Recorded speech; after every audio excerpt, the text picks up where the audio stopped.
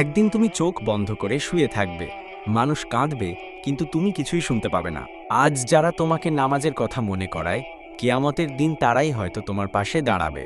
জান্নাতের রাস্তা কাঁটার, কিন্তু শেষে আছে শান্তির চিরন্তন ছায়া। আল্লাহ যখন তোমাকে কাঁদাতে দেন, তখনই তিনি তোমার গুনাহ মাফ করে দেন।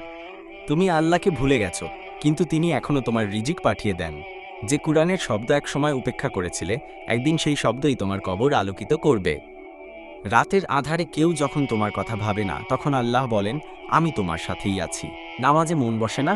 ঠিক আছে, তবুও পড়ো, মন একদিন ঠিকই কান্নায় ভিজবে। মৃত্যুর আগ পর্যন্ত তাওবার দরজা খোলা, কিন্তু মৃত্যু কখন আসবে সেটা লেখা নেই।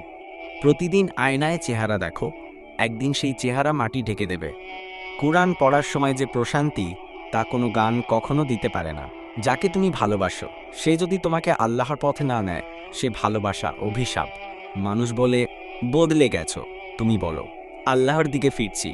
চোখের পানি যদি কেবল দুনিয়ার কষ্টে পড়ে, তবে আখিরাতের কষ্ট আরও ভয়াবহ। যখন পৃথিবীর সবাই ছেড়ে দেয়, তখন আল্লাহ বলেন, আমার দয়া তোমার জন্য যথেষ্ট।